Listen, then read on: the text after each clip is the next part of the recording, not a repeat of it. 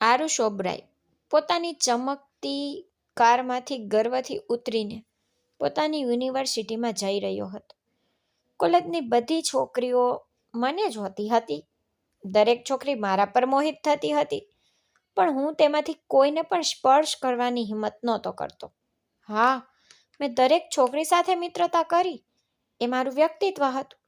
પણ આરુષ ઓબરાય છોકરીઓને લાડ લડાવવા અને તેમના ગુસ્સાને સહન કરવા સક્ષમ નહોતો.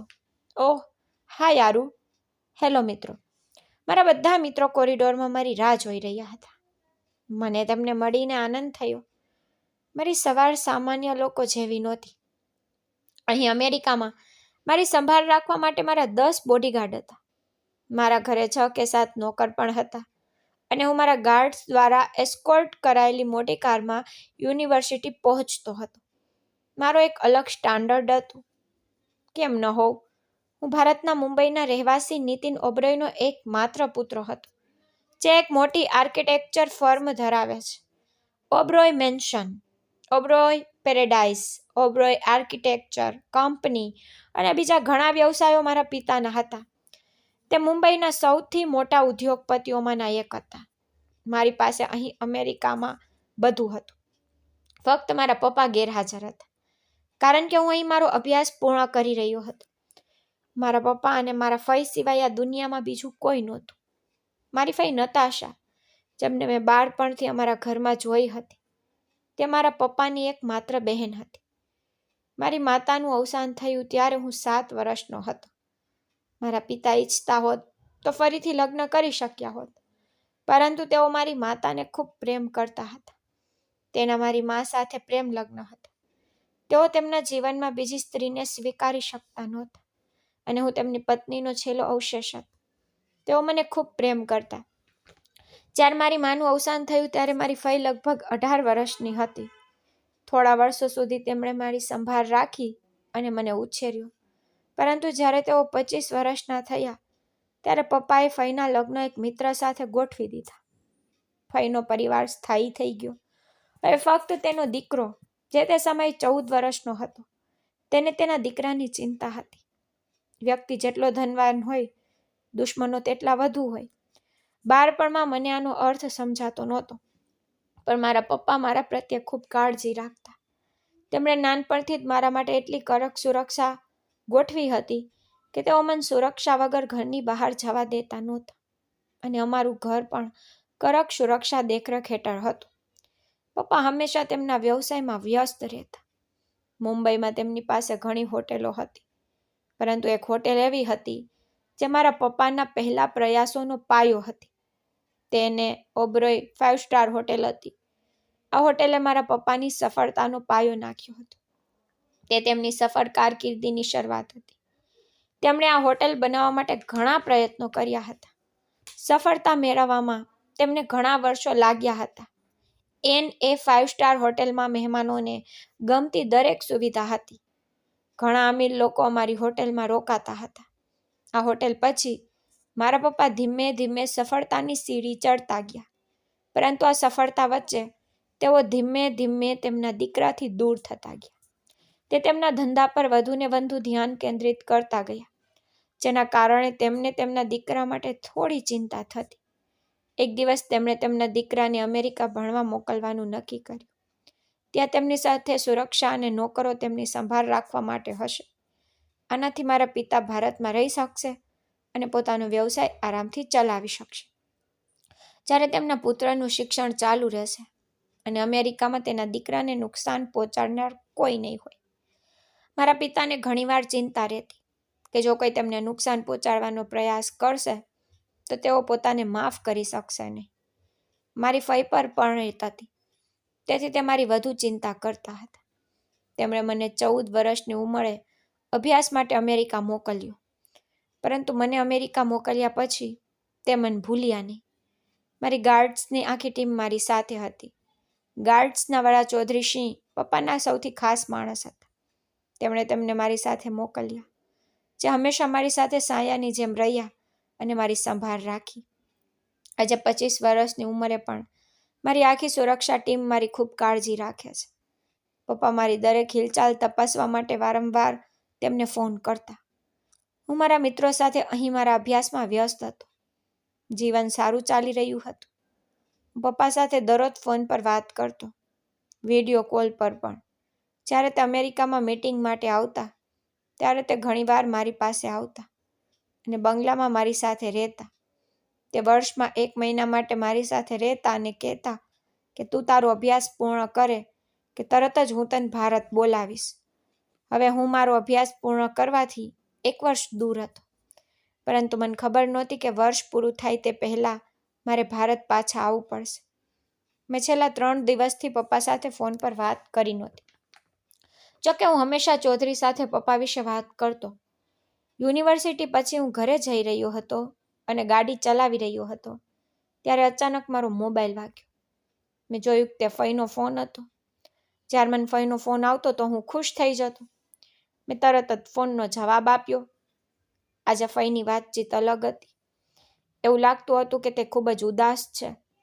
જોકે તે મને ક્યારેક ફોન કરતી, પરંતુ છેલ્લા કેટલાક દિવસોથી તે દરરોજ મને ફોન કરીને પૂછતી કે હું કેવો છું.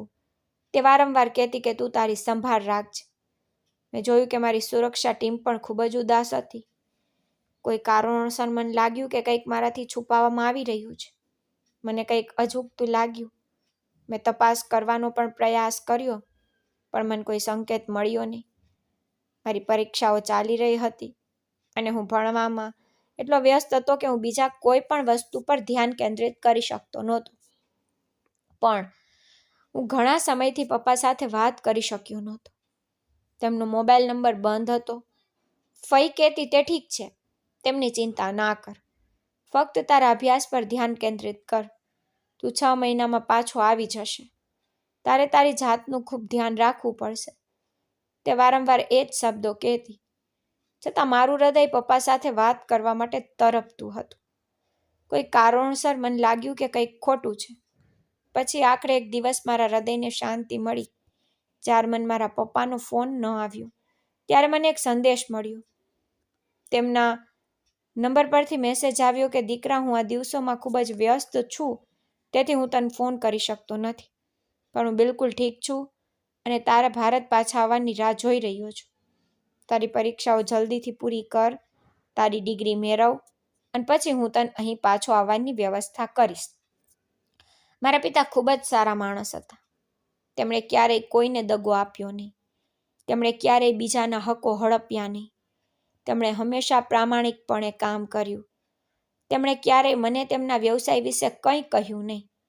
તેમણે કહ્યું, એકવાર તું અહીં આવ, તારી પોતાની આંખોથી બધું જો અને જવાબદારી લે, પછી તું સમજી શકશે. હું મારા દીકરા પર વધારે દબાણ લાવવા માંગતો નથી. હું ઈચ્છું છું કે મારો દીકરો પહેલાં અમેરિકામાં આરામથી પોતાનો અભ્યાસ પૂર્ણ કરે, જેથી જ્યારે તે ભારત પાછો આવે ત્યારે આખું શહેર જાણે કે નીતિન ઓબરોયનો એકમાત્ર દીકરો આરુષ ઓબરોય આવી ગયો છે અને તે આગામી બિઝનેસ ડીલ હશે. પપ્પાના શબ્દો હંમેશા મને ખુશ કરતા. અને પછી આખરે તે દિવસ આવ્યો જ્યારે મારે ભારત જવાનું હતું. મેં તે 6 મહિનામાં એક પણ વાર પપ્પાનો અવાજ સાંભળ્યો નહોતો. હા, અમે નિયમિતપણે મેસેજ કરતા હતા. તે હંમેશા કહેતા કે તે ખૂબ જ વ્યસ્ત છે. હું અતિ ઉત્સાહિત હતો. મારી આખી સુરક્ષા ટીમ ભારત જવા માટે મારી સાથે હતી. અને જ્યારે મેં ભારતીય સરહદ પર પગ મૂક્યો ત્યારે મારી ફઈ અને 2 કે 3 ગાર્ડ મને રિસીવ કરવા આવ્યા હતા. આ મને વિચિત્ર લાગ્યું, કારણ કે મારી એન્ટ્રી આ રીતે ન હોવી જોઈએ. મારી ફઈ એરપોર્ટ પર મને રિસીવ કરવા માટે ફક્ત 2 કે 3 ગાર્ડ સાથે આવી હતી. આ એક મોટું આશ્ચર્ય હતું. તે પછી અમે કારમાં બેઠા. હું મારી ફઈને પૂછવા માંગતો હતો કે પપ્પા ક્યાં છે? તે મને લેવા કેમ ન આવ્યા?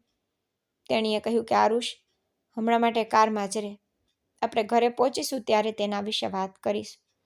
મારી પાસે તારા માટે એક સરપ્રાઈઝ છે. મેં મનમાં વિચાર્યું, સારું છે, ભારતીયો બધું છુપાવીને જ રાખે છે અને પછી બધું ખૂબ જ ધામધૂમથી થાય છે. પણ હું સદબદ થઈ ગયો.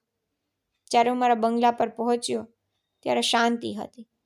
બધા નોકરો અને રક્ષકો એક લાઇનમાં ઊભા હતા. તેમના માથા નમેલા હતા. સ્વાગતમાં મારા પર ફૂલોનો વરસાદ કરવામાં આવ્યો, પણ મારા આગમન સાથે જે ઉત્સાહ અને ધામધૂમ હોવો જોઈએ તે ગેરહાજર હતો. હું પપ્પાને ક્યાંય જોઈ શક્યો નહીં. ફઈ તેના પતિ સાથે અંદર આવી અને મને પણ અંદર આવવા માટે ઈશારો કર્યો. બધું ખૂબ જ શાંત હતું. ઘરમાં પ્રવેશતાની સાથે જ મેં તેને પૂછ્યું, ફઈ, આ બધું શું છે? તમે લોકોએ તો કહ્યું હતું કે તું આવ ત્યારે અમે આવું અને તે કરીશું. આખું શહેર તારું સ્વાગત કરવા માટે એકઠું થશે. તે ખૂબ જ નિર્જીન હતું અને પપ્પાને ખાતરી હતી કે તે આજે કોઈ મીટિંગમાં વ્યસ્ત હશે. ફઈએ કહ્યું, ઠીક છે, બેસો. આપણે બેસીને વાત કરીશું. મને ખબર નથી કેમ પણ ફઈ અને ફુવાના ચહેરા પર ઊંડી ઉદાસી હતી. હું ઘણા સમય પછી ભારત પાછો આવ્યો હતો. મેં આશ્ચર્યથી મારા ઘર તરફ જોયું. હું અહીં આવીને ખુશ હતો, પરંતુ દરેક જગ્યાએ મને ઉજળતાનો અનુભવ થયો. આ ઘર, જ્યાં હું બાળપણમાં રમતો, બધી સુવિધાઓ હોવા છતાં આજે ઘર જેવું લાગતું નહોતું. હમણાં માટે હું મારા રૂમમાં ગયો, ફ્રેશ થઈને જ્યારે હું તૈયાર થઈને નીચે પાછો આવ્યો, ત્યારે મેં ફઈને મારા માટે ભોજન તૈયાર કરતી જોઈ. ડાઇનિંગ ટેબલ પર બેસવાને બદલે હું સોફા પર જઈને બેઠો. મેં મારા પગ વટાવીને ઘરની દરેક હિલચાલનું નિરીક્ષણ કરવાનું શરૂ કર્યું. એટલામાં જ મારી ફઈ મારી સામે આવી અને કહ્યું, આરુષ, ચાલ, રાત્રિ ભોજન તૈયાર છે. અમે તારી રાહ જોઈ રહ્યા છીએ. મેં જોરથી ટેબલ પર મારો હાથ મૂક્યો અને કહ્યું, બસ ફઈ, તમે મને લાંબા સમયથી તમારી વાતચીતથી મને વિચલિત કરી રહ્યા છો.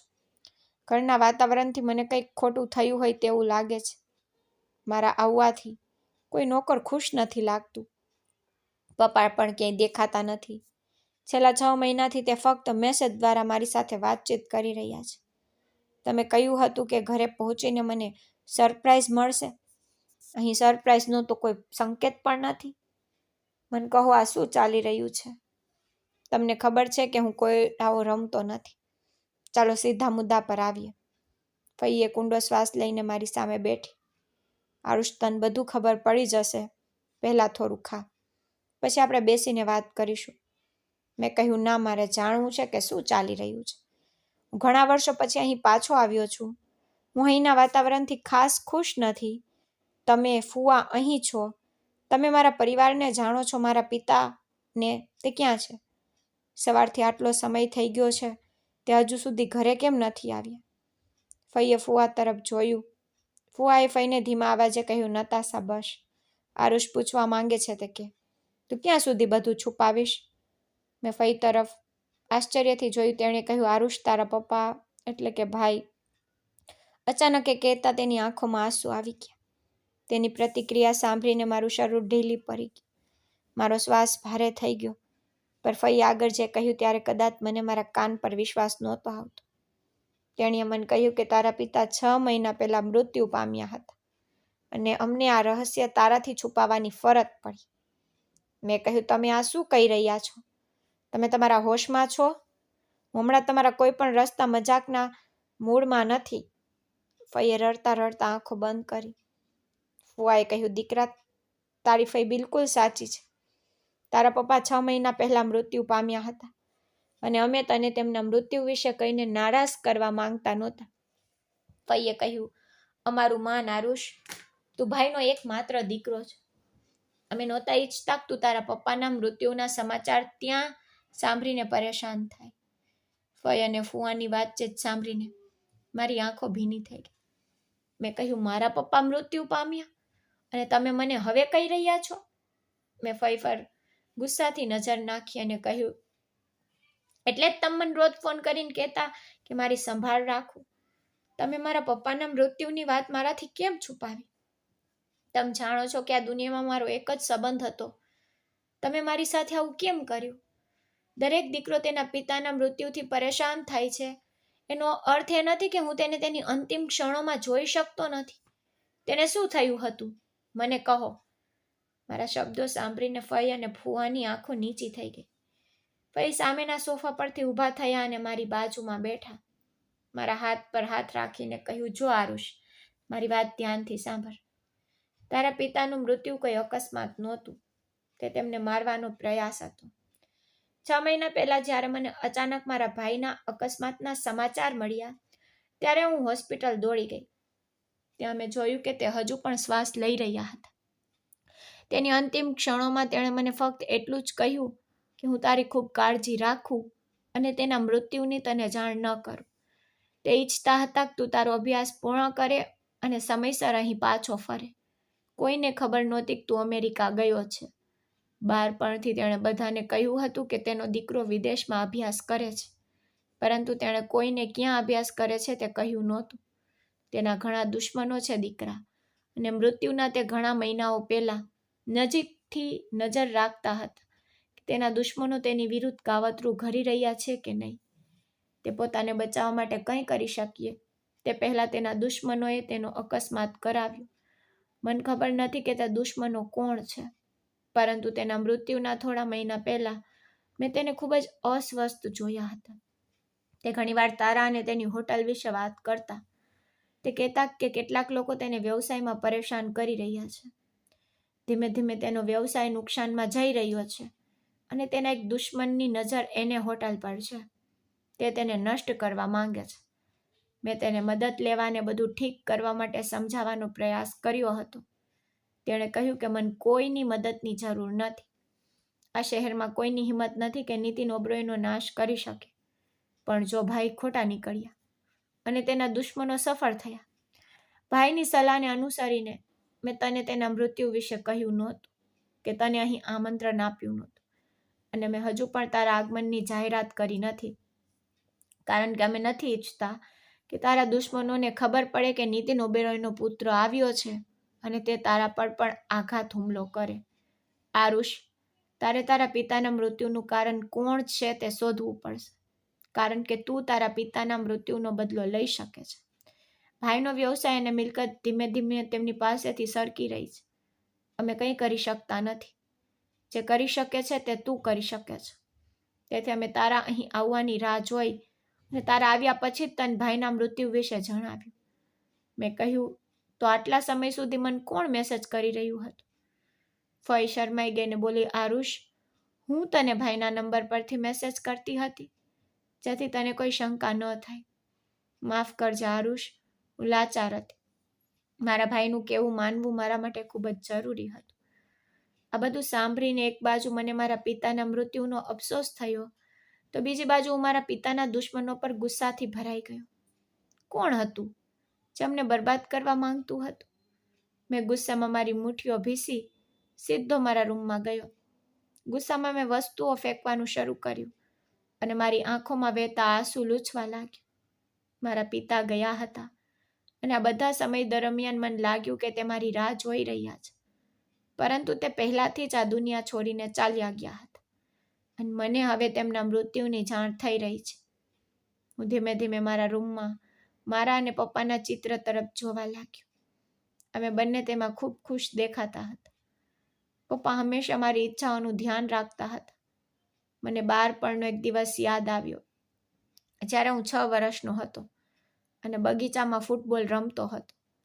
મમ્મી પપ્પા મને જોઈને ખૂબ ખુશ થતા હતા. જ્યારે અચાનક રમતી વખતે હું પડી ગયો અને મારા ઘૂંટણમાં દુખાવો થયો. હું રડવા લાગ્યો. કોઈ ગંભીર ઈજા તો નહોતી. એ તો નાની ઈજા હતી, પણ આ નાની ઈજાથી મારા પપ્પા ખૂબ પીડાઈ રહ્યા હતા. તેઓ ખૂબ જ પીડાઈ રહ્યા હતા અને મને પોતાના હાથમાં લેવા દોડ્યા. મને રડતો જોઈને તેમને ખૂબ જ દુઃખ થયું, પણ પછી તેમણે મને હસાવવાનો ખૂબ પ્રયાસ કર્યો. જ્યારે હું હસવા લાગ્યો ત્યારે જ તેમના ચહેરા પર સ્મિત આવ્યું. હું રડી રહ્યો હતો, ચિત્રને સ્પર્શી રહ્યો હતો, અને તે જ સમયે મેં મારા હૃદયમાં નિર્ણય લીધો કે પપ્પા, હું તમારા દુશ્મનોને છોડીશ નહીં. હું પછીથી તમારો મિલકતનો વ્યવસાય અને બીજું બધું સંભાળી લઈશ, પણ પહેલાં હું શોધી કાઢીશ કે તમારો દુશ્મન કોણ છે, જેણે ફક્ત તમારો જીવ જ લીધો નથી, પણ તેની નજર તમારી સંપત્તિ પણ છે. તે વ્યક્તિ હવે સફળ થઈ શકશે નહીં.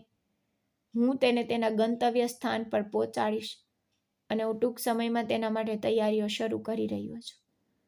મારા પપ્પા હંમેશા મને લોકોથી છુપાવતા હતા, જેથી કોઈ મને નુકસાન ન પહોંચાડે. મેં નક્કી કર્યું હતું કે હું મારા પિતાની હોટલ બચાવવા અને તેમના દુશ્મનોનો પર્દાફાશ કરવા માટે મારી સાચી ઓળખ છુપાવીશ. થોડા દિવસો આ રીતે પસાર થયા, પણ હું હાર માની લેનાર નહોતો. મેં મારી જાતને સંપૂર્ણપણે બદલી નાખી. મેં મારો દેખાવ બદલી નાખ્યો. મારા સૂટ બૂટ છોડી દીધા, સાદા ચપ્પલ પહેર્યા, જેથી કોઈ મને નીતિન ઓબરોયનો દીકરો સમજી ન જાય. ગમે તેમ, અહીં કોઈ મને ઓળખતું નહોતું. મેં મારા પિતાના કેટલાક પરિચયોની મદદ લીધી અને ફુવાની મદદથી મેં પહેલાં મારા પિતાના પાછળ રહેલા લોકોને શોધી કાઢ્યા. એક પછી એક મેં દરેક વ્યક્તિ વિશે વિગતો એકત્રિત કરી અને પછી તે મારું આગળનું પગલું હતું. મને સમજાયું કે મારા પિતાની પહેલી સફળતાનો પાયો તેમણે મહેનત અને પ્રામાણિકતાથી બનાવેલી હોટલ હતી, જેમાંથી ભગવાને તેમની સફળતાની શરૂઆત કરી. મારા પિતા કોઈ છેતરપિંડી વ્યક્તિ નહોતા. તેમણે પોતાની બધી મિલકત પોતાની મહેનતથી બનાવી હતી. તેમની મોટી કંપનીની સાથે તેમની પાસે અસંખ્ય ઇમારતો અને હોટલો પણ હતી. પરંતુ તેમના માટે સૌથી મહત્વપૂર્ણ અને નસીબદાર બાબત તેમની પહેલી હોટલ હતી, જેના પર તેમના ઘણા દુશ્મનો નજર રાખી રહ્યા હતા. મારે મારા પિતાના દુશ્મનોને ખુલ્લા પાડવાના હતા અને તેમના વ્યવસાય અને મિલકત પરથી તેમની ખરાબ નજર દૂર કરવી હતી. તેથી મારે ખૂબ જ સાવધાની સાથે આગળ વધવું પડ્યું. મને ખબર પડી હતી કે મારા પિતાના દુશ્મનોએ તેમની ગેરહાજરીનો લાભ લીધો હતો. તેઓ વિચારતા હતા કે તેમનું કોઈ નથી, તેથી તેઓ ધીમે ધીમે બધું નાશ કરી રહ્યા હતા. પરંતુ તેઓ જાણતા નહોતા કે ખેલાડી મેદાનમાં ઉતરવાનો છે. ચોક્કસ, મારા પિતાનો દુશ્મન, જે માણસ તેમને નષ્ટ કરનાર, તે તેમની પ્રિય હોટલમાં બેઠો હતો. મેં મારો દેખાવ બદલીને મારા પિતાની હોટલમાં ગયો. પહોંચતાની સાથે જ મારી આંખોમાં આંસુ આવી ગયા. આ હોટલના માલિકનો પુત્ર હોવા છતાં હું ભિખારીના વેશમાં ત્યાં જઈ રહ્યો હતો. હું કોઈ નવોદિત નહોતો. હું બાળક અને નિર્દોષ હોવાનો ઢોંગ કરીને આ હોટેલમાં આટલી સરળતાથી પ્રવેશ કરી રહ્યો નહોતો. તેના બદલે મેં મારા પિતાના પરિવારના વકીલ પાસે હું જે પુરાવા એકઠા કરી શકું તે બધા એકઠા કર્યા. ત્યારે જ મેં આ હોટેલમાં પગ મૂક્યો. હવે મારે શોધવાનું હતું કે તેના દુશ્મનો કઈ બધી યુક્તિઓ રમી રહ્યા હતા અને તેઓ મારા પિતાને નષ્ટ કરવા માટે શું કરી રહ્યા હતા. પણ અહીં આવતા પહેલાં મારી ફઈએ મને ઘણી સલાહ આપી હતી.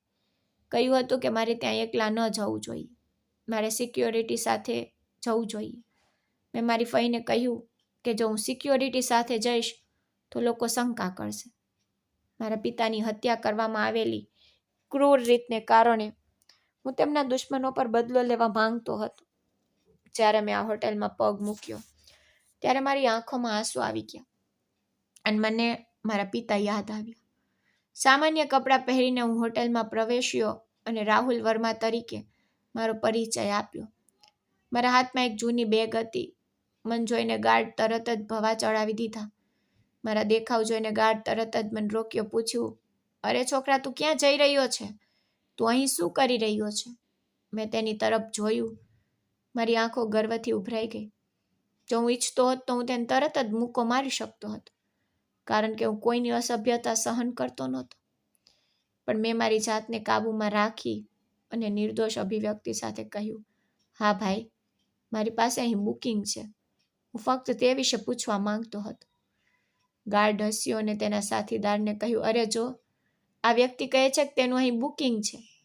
તેના દેખાવ પરથી લાગે છે કે તે ભિખારી છે. પછી ગાર્ડે મને કહ્યું, અહીંથી ચાલ્યો જા. તને કોઈ ગેરસમજ થઈ છે. તારા જેવા લોકો આ 5 સ્ટાર હોટલમાં ફરતા પણ નથી. અને તું બુકિંગ વિશે વાત કરી રહ્યો છે. તે ફક્ત ધનિકો માટે છે. આ ખૂબ જ વૈભવી હોટેલ છે. કોઈ સામાન્ય વ્યક્તિ તે પડવી શકે નહીં. એટલામાં જ હોટેલના રિસેપ્શનિસ્ટ વિનોદ સિંહાએ આ સાંભળ્યું. તેણે મારી સામે જોયું. તેના હોઠ પર એક આછું સ્મિત ફેલાઈ ગયું. વિનોદ સિંહાએ કહ્યું, સાહેબ, તમારા દેખાવ પરથી મને નથી લાગતું કે તમારી પાસે અહીં કોઈ બુકિંગ છે.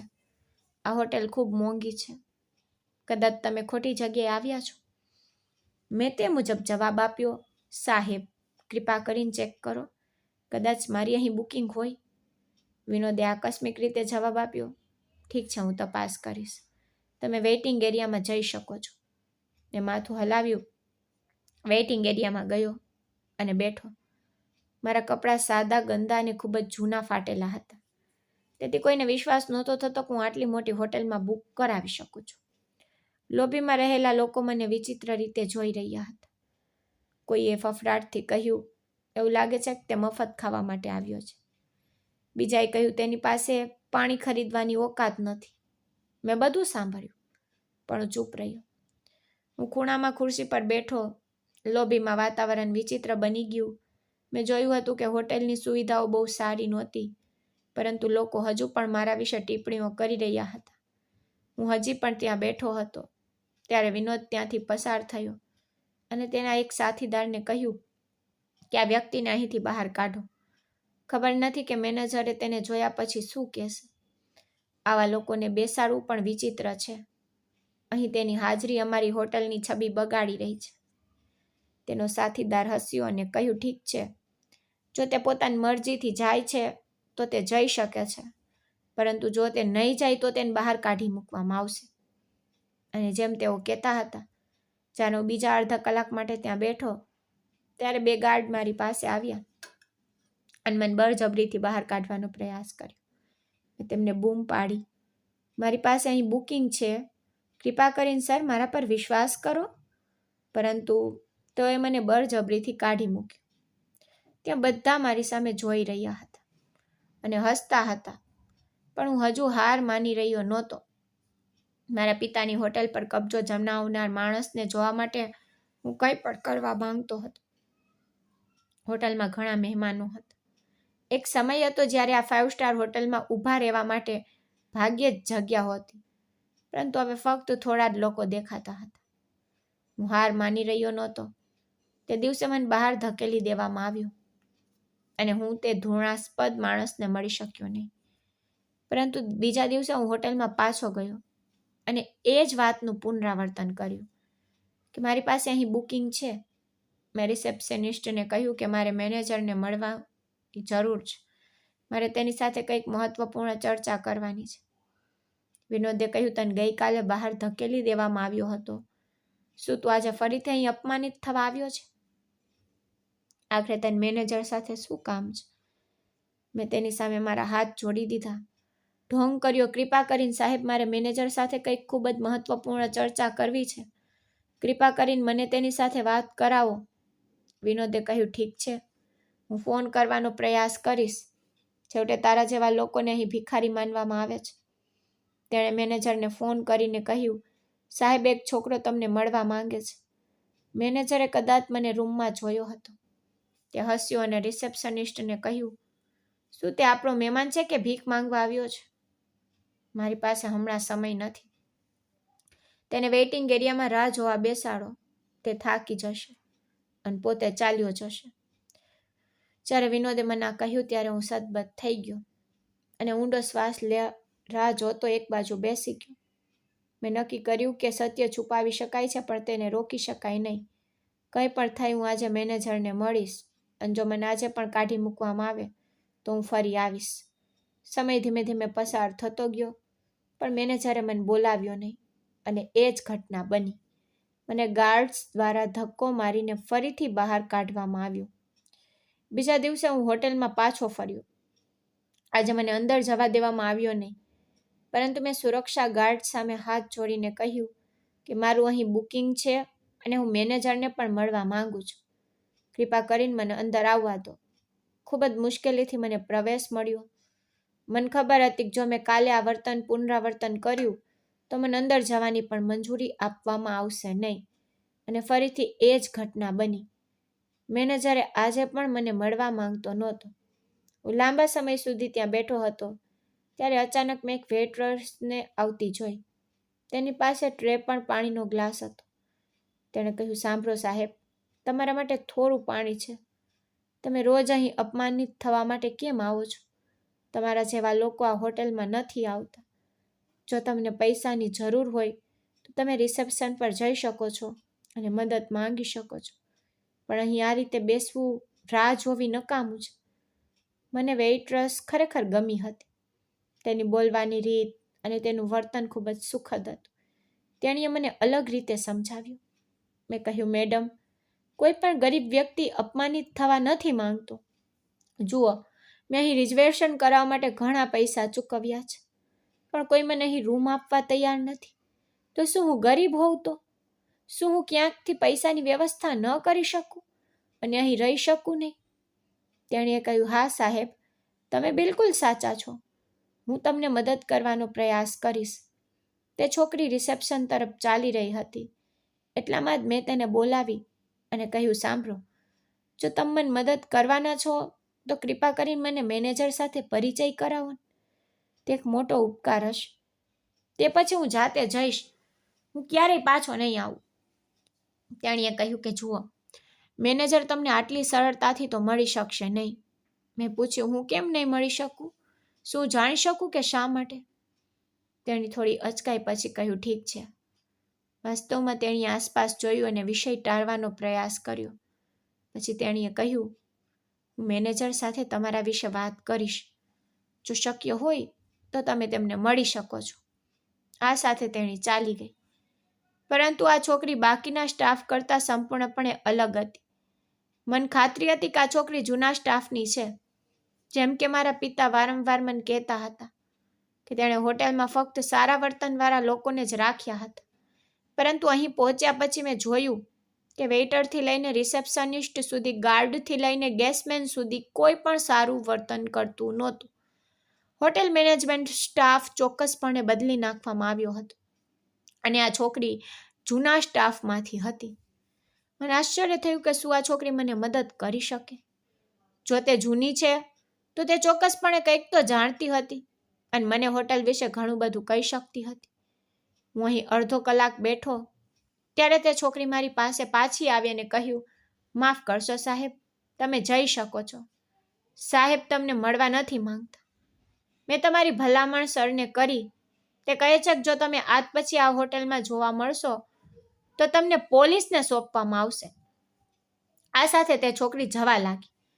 મેં તેને બોલાવીને કહ્યું, નિતેશ ઓબરોય, આ હોટેલ તેની છે ને?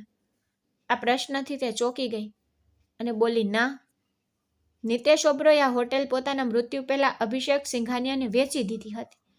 તો હવે આ હોટેલ અભિષેક સિંઘાનિયાની મિલકત છે અને તે તેના માલિક છે. તમે હવે જઈ શકો છો. મેં છોકરીને કંઈ કહ્યું નહીં.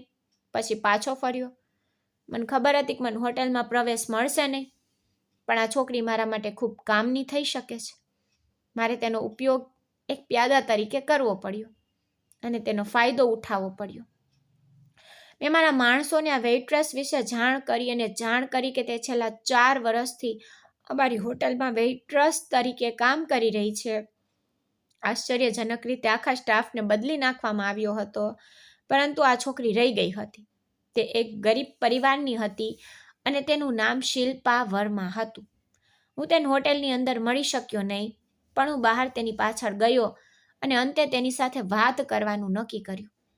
મને ખબર હતી કે તે મને આટલી સરળતાથી તો કંઈ કહેશે નહીં. મેં મારા માણસોને આ છોકરીનું અપહરણ કરીને મારા ઘરે લાવવા કહ્યું. તે ગભરાઈ ગઈ. મેં ખૂબ જ મુશ્કેલીથી તેને પૈસા આપીને સમજાવી અને કહ્યું કે મને હોટેલના નવા માલિક વિશે માહિતી આપે. તે શિષ્ટ અને સમજદાર હતી. તે મારી લાલચમાં ફસાઈ નહીં. મને તેને સંપૂર્ણ સત્ય જણાવવાની ફરજ પડી. ત્યારે જ તે મારા શબ્દોમાં ઝૂકી ગઈ, કારણ કે તે એક ભાવનાત્મક છોકરી હતી. જો તે લોભી હોત તો ડરીને પૈસાની લાલચમાં હાર માની શકી હોત અને શાંતિથી પોતાનું કામ ચાલુ રાખી શકી હોત. પરંતુ વાસ્તવમાં તે એક સમજદાર સ્ત્રી હતી. તેણે માનવતાથી મને મદદ કરી, કારણ કે તે મારા પર વિશ્વાસ કરતી હતી. તે એવું માનતી હતી કે હું નીતિન ઓબરોયનો પુત્ર છું. તેણે મને કહ્યું, ઓબરોય સર માટે હું તમને મદદ કરવા તૈયાર છું. કારણ કે મારી મા ખૂબ જ મુશ્કેલીમાં હતી ત્યારે તેમણે મને નોકરી આપી. હું તેના શબ્દોથી પ્રભાવિત થયો હતો. તે ખૂબ જ સારી હતી, મને મદદ કરવા તૈયાર હતી. તેણે મને કેટલીક એવી વાતો કહી જેણે મારું મન ઉડાવી દીધું. અભિષેક સિંઘાનિયા કોઈ સામાન્ય માણસ નહોતો. તે 7 વર્ષ પહેલાં મારા પિતાનો બિઝનેસ પાર્ટનર હતો. જ્યારે તેને ખબર પડી કે મારા પિતા એને હોટેલ્સમાં સૌથી વધુ સફળ રહ્યા છે, ત્યારે તેણે જવાબદારી સંભાળવાનો નિર્ણય લીધો અને ભાગીદાર તરીકે દેખાડીને મારા પિતાની પાછળ છડી મારવાનું શરૂ કર્યું. શિલ્પાએ મને કહ્યું કે સર ખૂબ જ સારા માણસ હતા. તેઓ હંમેશા હોટેલ મેનેજમેન્ટ સ્ટાફમાં એ વાતનું સૂચન કરતા હતા કે તેઓ કોઈ પણ ગરીબ વ્યક્તિ, કોઈ પણ મહેમાન કે અન્ય કોઈ પણ વ્યક્તિ સાથે અસંસ્કારી વર્તન ન કરે. હોટેલની અંદર દરેક વ્યક્તિ સાથે આદરપૂર્વક વર્તવું જોઈએ. ઓબરોય સરના કાર્યકાળ દરમિયાન હોટેલની પ્રતિષ્ઠા હંમેશા સારી રહી, પરંતુ તેમના મૃત્યુ પછી જ્યારે તેમના ભાગીદાર અભિષેક સિંઘાનિયાએ જવાબદારી સંભાળી ત્યારે તેમણે આખા સ્ટાફને બદલી નાખ્યો. તેઓ મને હોટેલમાંથી કાઢી મૂકવાનો પણ પ્રયાસ કરી રહ્યા હતા, પરંતુ હું તેમના પગે પડી રડતા રડતા વિનંતી કરી કે કૃપા કરીને મને બહાર ન કાઢો. હું અહીં ઘણા સમયથી કામ કરી રહી છું. મને બીજે ક્યાંય આટલી સરળતાથી નોકરી નહીં મળે. ત્યારે જ તેઓ મને નોકરી પર રાખવા સંમત થયા. નવો સ્ટાફ બિલકુલ સારો નથી. ઓબેરોય સરના મૃત્યુ પછી હોટેલ મેનેજમેન્ટ ધીમે ધીમે પૈસા ગુમાવી રહ્યું છે. ત્યાં દરરોજ લગભગ 300થી 400 મહેમાનો આવતા હવે દિવસમાં માંડ 100 મહેમાનો આવે છે, કારણ કે હોટેલની સુવિધાઓ બગડી ગઈ છે. સ્વિમિંગ પુલ સ્વાપ નથી, જીમ અને સ્પામાં સુવિધાઓ ઓછી કરી દેવામાં આવી છે, વાઈફાઈ કનેક્શન બંધ કરી દેવામાં આવ્યું છે. સ્ટાફ મજાક કરે છે અને દાવો કરે છે કે 7 રૂમ સર્વિસ ઉપલબ્ધ છે. જો કોઈ નુકસાન થાય તો તેને સુધારવા માટે કોઈ પ્રયાસ કરવામાં આવતો નથી. મહેમાનોને સારું ભોજન પીરસવામાં આવતું નથી. હોટેલની પ્રતિષ્ઠા જાણી જોઈને બગાડવામાં આવી રહી છે, જેથી ધીમે ધીમે તેનો નાશ કરી શકાય અને તેને મોલથી બદલી શકાય.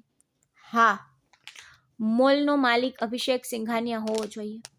તે કોઈ પણ રીતે આ હોટેલને બગાડવા માંગે છે અને તે તેને નાશ કરવા માંગે છે, કારણ કે તે વર્ષોથી ઓબરોય સરના નામ હેઠળ કાર્યરત છે. હોટેલ મેનેજર પણ ખૂબ જ ઘમંડી વ્યક્તિ છે. તેઓ જાણી જોઈને હોટેલને નુકસાન પહોંચાડી રહ્યા છે. શિલ્પાના શબ્દો સાંભળીને ગુસ્સામાં મારી મુઠ્ઠીઓ પણ ભીસી લીધી. મારા પિતાની વર્ષોની સંપત્તિ આ રીતે વેડફાઈ રહી હતી. હું આવું થવા ન દઉં. હવે મારે જે પગલાં લેવાના હતા તેનો હું હકદાર હતો. મારી પાસે બધું જ હતું, પણ હું તેમનો સીધો સામનો કરી શકતો હતો અને તેમની હોટેલ પર કબજો કરી શકતો હતો. પરંતુ ના, જ્યારે પીડિત પોતે સંવેદનશીલ હોય અને ફસાઈ જવા તૈયાર હોય ત્યારે જ નિશાન ફસાઈ જવું જોઈએ. હવે મારે અભિષેક સિંઘાનિયાને શોધવાનું હતું. મેં શિલ્પાથી માફી માંગી. મેં તેણીને કહ્યું હતું કે હું નિતેશ ઓબરોયનો પુત્ર છું અને મારા પિતાના દુશ્મનો પર બદલો લેવા માંગુ છું. મેં તેણીનો ખૂબ આભાર માન્યો. શિલ્પા મને વધુ મદદ કરવા તૈયાર હતી. શિલ્પાની મદદથી અને કેટલાક માણસોની મદદથી મેં અભિષેક સિંઘાનિયાની વિરુદ્ધ બધી વિગતો એકઠી કરી. મેં મારો વેશ પલટો કર્યો અને મારા પિતાની આર્કિટેક્ચર કંપનીમાં ગયો. તેમની સાઇટ્સની મુલાકાત લીધી, હોટેલની મુલાકાત લીધી અને તેમની બધી ઇમારતોની મુલાકાત લીધી અને ધીમે ધીમે ત્યાં થઈ રહેલા કૌભાંડોની બધી વિગતો એકઠી કરી. મેં અભિષેક સિંઘાનિયાનું નામ બધે જોયું. તે મારા પિતાને નબળા પાડવા માંગતો હતો, પરંતુ મારા પિતા હાર માનનાર નહોતા. તે હંમેશા સિંહની જેમ લોકોનો સામનો કરતા. તેથી જ અભિષેક સિંઘાનિયાએ તેને મારવાનું પસંદ કર્યું, કારણ કે તે જીવતા હતા ત્યારે કરી શકતા નહોતા. હવે મારે મારો સાચો રંગ બતાવવાનો હતો. હું અભિષેક સિંઘાનિયાને મળવા માંગતો હતો, કારણ કે અત્યાર સુધી મેં ફક્ત તેના વિશે સાંભળ્યું હતું. અભિષેક સિંઘાનિયા પણ સારી રીતે જાણતો હતો કે નિતેશ ઓબરોયનો પુત્ર આરુષ ઓબરોય અભ્યાસ કરવા માટે અમેરિકા ગયો છે. આ દરમિયાન મારા ફઈ અને ફુવાએ ખૂબ સારું કામ કર્યું હતું. તેથી જ્યારે મારા પિતાના મૃત્યુ પછી મીડિયાએ તેમનો ઇન્ટરવ્યૂ લીધો ત્યારે તેમણે ખુલાસો કર્યો કે આરુષ ઓબરોય અમેરિકામાં સ્થાયી થઈ ગયો છે અને ત્યાં લગ્ન કર્યા છે. તેનો ભારત આવવાનો કોઈ ઈરાદો નથી. તે તેના પિતાના મૃત્યુ સમયે પણ આવ્યો નહોતો, કારણ કે તેને બાળપણથી જ તેના માટે બહુ પ્રેમ નહોતો. આનાથી તેના દુશ્મનોને હિંમત મળી અને તેઓ માનતા હતા કે તેમનો રસ્તો સ્પષ્ટ છે. તેઓ જે ઈચ્છે તે કરી શકે છે. પરંતુ તે બધી એક યુક્તિ હતી જે મારા માટે ખૂબ ઉપયોગી સાબિત થશે. થોડા દિવસો આ રીતે પસાર થયા. હું મારા પિતાના દુશ્મનને પકડવાની તૈયારી કરી રહ્યો હતો. એક દિવસ શિલ્પાએ મને કહ્યું કે જર્મનીથી એક ટીમ હોટેલમાં અભિષેક સિંઘાનિયા સાથે મોલ બનાવવા માટે મળવા આવી રહી છે. આ મારા માટે ઉત્તમ તક હતી. મીટિંગનો દિવસ હતો અને મારે નક્કી કરેલા સમયે પ્રવેશવાનું હતું. જર્મન ગ્રાહકો પહેલેથી જ આવી ગયા હતા. મીટિંગ રૂમમાં બેઠા હતા. હોટેલ સંબંધિત ચર્ચાઓ હમણાં જ શરૂ થઈ હતી. જ્યારે હું 5 કાર અને લગભગ 15થી 20 બોડીગાર્ડ સાથે પહોંચ્યો ત્યારે હોટેલમાં બધા સતબત થઈ ગયા. આ હોટેલમાં ઘણીવાર અમીર લોકો આવતા હતા, પરંતુ મને જોઈને બધા સતબત થઈ ગયા. જેમ હું આત્મવિશ્વાસથી અંદર ગયો, મારા ગાર્ડ્સ બધા બંદૂકોથી સજ્જ હતા. કોઈએ મને રોકવાની હિંમત કરી નહીં. શિલ્પા પણ આત્મવિશ્વાસથી મારી સામે જોઈ રહી હતી. હોટેલના સુરક્ષા ગાર્ડ, રિસેપ્શનિસ્ટ અને હોટલ મેનેજમેન્ટ પણ બધા મને જોઈને આશ્ચર્યચકિત થઈ ગયા. કેટલાકે મને ઓળખી પણ લીધો. તેમને લાગ્યું કે હું એ જ વ્યક્તિ છું જે થોડા સમય પહેલાં અહીં આવ્યો હતો અને બુકિંગ કરાવવાનો દાવો કર્યો હતો, પરંતુ મને ધક્કો મારીને બહાર કાઢવામાં આવ્યો હતો. કોઈએ મને રોકવાની હિંમત ન કરી. હું સીધો મીટિંગ રૂમમાં ગયો. દરવાજો ખોલીને અંદર પ્રવેશતાની સાથે જ બધા સતબત થઈ ગયા. અભિષેક સિંઘાનિયા અને તેનો પુત્ર રાહુલ સિંઘાનિયા પણ હાજર હતા. હું જર્મનો સામે ઊભો રહ્યો. તે મીટિંગ માટે આવ્યા હતા અને અહીં મોલ બનાવવા માટે પોતાનો હિસ્સો આપવાના હતા. પછી મેં ગર્વથી મારો પરિચય આપ્યો. નમસ્તે, હું આરુષ ઓબરોય છું, આ હોટેલના માલિક નિતેશ ઓબરોયનો એકમાત્ર પુત્ર. આ સાંભળીને અભિષેક સિંઘાનિયા અને તેનો પુત્ર ચોંકી ગયા. ત્યાં બેઠેલા બધાએ આંખો પહોળી કરીને મારી સામે જોયું. અભિષેક સિંઘાનિયાએ કહ્યું, શું વાત છે? તું કોણ છે? અહીંથી નીકળી જા. તને કોણે અંદર આવવા દીધો? મેં મારા કૌટુંબિક વકીલ શ્રી દ્વિવેદીને આગળ લાવ્યા. તેઓએ ટેબલ પર બધા દસ્તાવેજો મૂક્યા અને જર્મનોને કહ્યું કે તેઓ જેની સાથે વાત કરી રહ્યા હતા તે હોટેલના અસલી માલિક નથી. હકીકતમાં વાસ્તવિક માલિક તેમની સામે ઊભા છે. આ સાંભળીને જર્મનો ગુસ્સે થઈ ગયા. તેઓએ કહ્યું કે આ મારી સાથે કેવો મજાક થઈ રહ્યો છે. જ્યારે મારા વકીલે તેમને તેમની પોતાની ભાષામાં બધું સમજાવ્યું ત્યારે તેઓએ સમજાવ્યું કે નિતેશ ઓબરોય હોટેલનો 100% માલિક છે. અભિષેક સિંઘાનિયાએ ફક્ત તેમની મિલકત પર કબજો જમાવ્યો છે અને તે તેમને છેતરપિંડીથી બતાવી અને તમારી પાસેથી હિસ્સો પડાવવાનો પ્રયાસ કરી રહ્યો હતો. જર્મન ટીમ ગુસ્સામાં ઊભી થઈ ગઈ. સત્ય જાણ્યા પછી તેઓએ અભિષેક સિંઘાનિયા અને તેના પુત્રને ઠપકો આપ્યો અને ચાલ્યા ગયા. અભિષેક સિંઘાનિયા અને તેનો પુત્ર ગુસ્સે થયા. તેઓએ રક્ષકો પર બૂમ પાડી, પરંતુ તેમાંથી કોઈએ સાંભળ્યું નહીં. મેં તેમની શક્તિનો નાશ કરી દીધો અને તેમના બધા ગેરકાયદેસર દસ્તાવેજો પોલીસને સોંપી દીધા, તે પણ સંપૂર્ણ પુરાવા સાથે. હું પણ આરુષ ઓબેરોય હતો.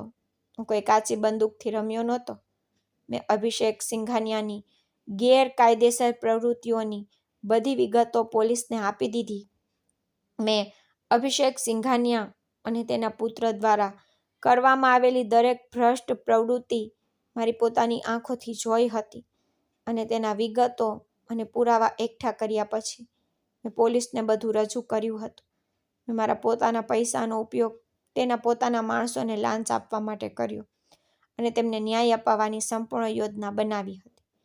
તેઓ ગુસ્સાથી ભડકી રહ્યા હતા, પરંતુ પોલીસ ઘટના સ્થળે પહોંચી અને તેમની ધરપકડ કરી તેમને લઈ ગઈ. તેઓ કંઈ કરી શક્યા નહીં કારણ કે મેં તેમને લાચાર બનાવી દીધા હતા. જેમ તેઓએ મારા પિતાને લાચાર અને બળજબરીથી હેરાન કર્યા હતા અને તેમના મૃત્યુ પહેલાં તેમને દરેક રીતે હેરાન કરવાનો પ્રયાસ કર્યો. મેં આખા હોટલ સ્ટાફને ભેગા કર્યા અને તેમને કહ્યું કે આ મારી હોટેલ છે, મારા પિતા. મેં તમારું વર્તન જોયું છે અને હવે તમારામાંથી કોઈને અહીં નોકરી પર રાખવામાં આવશે નહીં. જેમ મારા પિતાએ હંમેશા તેમની હોટેલની પ્રતિષ્ઠા વધારવા માટે સારા લોકોને રાખ્યા હતા અને સ્ટાફના સારા વર્તન અને સારા કામને કારણે હોટેલને આદર મળ્યો હતો, તેવી જ રીતે હોટેલની પ્રતિષ્ઠા અકબંધ રહેશે, પણ તમારા કારણે નહીં. રિસેપ્શનિસ્ટ, મેનેજર, ગાર્ડ અને હોટેલ મેનેજમેન્ટ સ્ટાફના દરેક સભ્ય ખૂબ જ શરમ અનુભવતા હતા. એમાં તેમનો પણ વાંક નહોતો. તેઓ બેદરકારીથી કામ કરી રહ્યા હતા કારણ કે તેમને રોકવા માટે કોઈ નહોતું. અભિષેક સિંઘાનિયાનો ધ્યેય હોટલની પ્રતિષ્ઠા બગાડવાનો હતો, જે સરળતાથી થઈ રહ્યું હતું, પરંતુ હું હવે એવું થવા દેવાનો નહોતો. મેં બધાને કાઢી મૂક્યા અને જો સ્ટાફમાં હજુ પણ કોઈ બાકી હતું તો તે શિલ્પા, જેણે મને ખૂબ મદદ કરી. અભિષેક સિંઘાનિયા અને તેનો પુત્ર જેલના સળિયા પાછળ હતા. કેસ ઘણા મહિના સુધી કોર્ટમાં ચાલ્યો, અને જ્યારે આખરે ચુકાદો જાહેર થયો ત્યારે તે મારા પક્ષમાં હતો. અને શા માટે નહીં? સત્ય હંમેશા જીતે છે. હું ખૂબ ખુશ હતો. મેં મારા પિતાનો વ્યવસાય પાછો મેળવ્યો. મેં તેમના વ્યવસાયમાં થયેલા બધા નુકસાનને સુધારી દીધા. હું ભગવાનનો અતિ આભારી હતો કે ફઈ અને ફુવા પણ ખૂબ ખુશ હતા. અને હવે આખું શહેર જાણતું હતું કે હું નિતેશ ઓબેરોયનો પુત્ર આરુષ ઓબેરોય લોકોની નજરમાં હતો. હું ખૂબ ખુશ હતો, પરંતુ મારી ખુશીમાં હું એવા વ્યક્તિને ભૂલી ગયો હતો જેણે મને ખૂબ મદદ કરી. તે શિલ્પા હતી. મેં આખા હોટેલ સ્ટાફને બદલી નાખ્યા હતા. શિલ્પાએ મને આ કાર્યમાં ખૂબ મદદ કરી અને અમે પરીક્ષિત અને પરખાયેલા લોકોને રાખ્યા અને બધું બરાબર કરી દીધું. મને શિલ્પા પસંદ આવવા લાગી. જોકે જેમ મેં તમને પહેલાં કહ્યું હતું કે મને ક્યારેય બીજી કોઈ છોકરી ગમતી નહોતી. મને શિલ્પાની માસુમિયત, તેની માસૂમ રીતભાત ખૂબ ગમતી હતી. અને સૌથી સારી વાત એ હતી કે આ સ્વાર્થી દુનિયામાં એ ગરીબ છોકરીએ કોઈ હેતુ વિના મને મદદ કરી. એક દિવસ મેં શિલ્પા સમક્ષ મારું દિલ ઠાલવ્યું અને તેને કહ્યું કે હું તને પ્રેમ કરું છું. શું તું મારી સાથે લગ્ન કરશે? મને આશા હતી કે તે હા કહેશે, પરંતુ તેણીએ ના પાડી. તેણે કહ્યું, સાહેબ, હું આ કરી શકતી નથી. દુનિયા વિચારશે કે મારા જેવી છોકરીએ તમારા જેવા અમીર માણસને તેના પ્રેમની જાળમાં ફસાવી દીધો છે અને પછી તેની માલકીન બની ગઈ. મને સંપત્તિ અને વૈભવમાં કોઈ રસ નથી. હું ગરીબ પરિવારમાંથી આવું છું. મારી 3 બહેનો અને એક બીમાર માં છે. હું અહીં ફક્ત મારા પરિવાર માટે કામ કરું છું. હું મારી બહેનોમાં સૌથી મોટી છું. હું મારી બહેનોના લગ્ન કરાવવા માંગુ છું અને સારવાર દ્વારા મારી માનું સ્વાસ્થ્ય પાછું મેળવવા માંગુ છું. આ મારો જીવવાનો એકમાત્ર હેતુ છે. તમારી સાથે લગ્ન કર્યા પછી હું લોકોને ગેરમાર્ગ દોરી શકતી નથી. શિલ્પાના શબ્દો મારા હૃદયને સ્પર્શી ગયા. મને ખબર હતી કે તે આટલી સરળતાથી મારા પર પ્રેમ નહીં કરે, કારણ કે તે મને પ્રેમ કરતી નહોતી. જો તે હોત તો તે મારી સાથે લગ્ન કરવા સંમત થઈ ગઈ હોત. તે કેવી છોકરી હતી જેનો મારા માટેનો પ્રેમ ખૂબ જ મહત્વપૂર્ણ હતો. હવે મારે તેનો પ્રેમ કેળવવાનો હતો. હું દરરોજ તેના ઘરે જ હતો. તેની મા અને બહેનો સાથે મિત્રતા કરી હતી. મેં તેની માની સારવાર કરાવવાનું શરૂ કરી દીધું હતું. જોકે તે ખૂબ જ અનિચ્છા રાખતી હતી. મેં ધીમે ધીમે તેની બહેનોના લગ્ન ગોઠવવામાં તેની મદદ કરી. તે મારા જીવવાનો હેતુ બની ગઈ હતી. મેં તેને પ્રભાવિત કરવાનો શ્રેષ્ઠ પ્રયાસ કર્યો. હું તેને મારા પ્રેમમાં પાડવા માટે ગમે તે કરવા માંગતો હતો અને અંતે એક દિવસ હું સફળ થયો. એક રાત્રે તેની માં અચાનક ગંભીર રીતે બીમાર પડી ગઈ, જેનાથી શિલ્પા ભાંગી પડી. હું તરત જ તેને મધ્યરાત્રિએ હોસ્પિટલ લઈ ગયો અને તેની સારવાર કરાવી. તેનું બ્લડ પ્રેશર આસમાને પહોંચી ગયું હતું. સમયસર આવવાથી તેનો જીવ બચી ગયો. શિલ્પા બેભાન થઈ ગઈ, કારણ કે ડૉક્ટરે તેને ડરાવી દીધી હતી. જ્યારે તેની માની તબિયત સુધરતી હતી ત્યારે તેણે મારો આભાર માન્યો અને થોડા સમય પછી જ્યારે તે સ્વસ્થ થઈ ગઈ ત્યારે તેણે મારા પ્રેમને સ્વીકાર્યો. આમ શિલ્પા અને મારા લગ્ન થયા અને તે મારા જીવનમાં પ્રવેશી. મને મારા જીવનમાં દરેક ખુશી મળી. પણ હું તમને કહેવા માંગુ છું કે ભારત પાછા ફર્યા પછી અહીંનું જીવન ખૂબ જ સંઘર્ષમય હતું. કેટલાક લોકોને જીવવામાં ખૂબ સંઘર્ષનો સામનો કરવો પડે છે, ખાસ કરીને જેમના માતા પિતા નથી. હવે હું ખુશ છું. મારી પાસે બધું છે. મારા પિતા નથી. મને આખી જિંદગી આનો અફસોસ રહેશે. પરંતુ મારા પિતાના ગુનેગારોને પણ સજા મળી ગઈ. જ્યારે સિંઘાનિયા સામે કોર્ટમાં કાર્યવાહી ચાલી રહી હતી ત્યારે ઘણા સારા લોકો હતા જે કોર્ટમાં ગયા અને જુબાની આપી, સબૂત રજૂ કર્યા કે નીતિશને મારી નાખનાર એ જ વ્યક્તિ છે, કારણ કે સારા લોકો સાથે હંમેશા સારી બાબતો થાય છે. મારા પિતા અમીર હતા, પરંતુ તેમણે ક્યારેય તેમની સંપત્તિનો દુરુપયોગ કર્યો નહીં. તેમણે હંમેશા બીજાઓને મદદ કરી. કેટલાક લોકો અભિષેક સિંઘાનિયાના ડરથી મારા પિતાના મૃત્યુ વિશે ચૂપ રહ્યા. સત્ય જાણતા હોવા છતાં તેઓ ચૂપ રહ્યા. પરંતુ જ્યારે અભિષેક સિંઘાનિયા અને તેમના પુત્રને જેલમાં ધકેલી દેવામાં આવ્યા ત્યારે તેઓએ જુબાની આપવાની હિંમત એકઠી કરી અને આમ બધું પ્રકાશમાં આવ્યું. તો મિત્રો, મને આશા છે કે તમને અમારી વાર્તા ગમી હશે. જો તમને વાર્તા ગમી હોય તો કૃપા કરીને વિડીયોને લાઈક કરો. જો તમે ચેનલ પર નવા છો તો ચેનલને સબસ્ક્રાઈબ કરો અને આગામી અપડેટ મેળવવા માટે નોટિફિકેશન બેલને જરૂર દબાવો. ધન્યવાદ.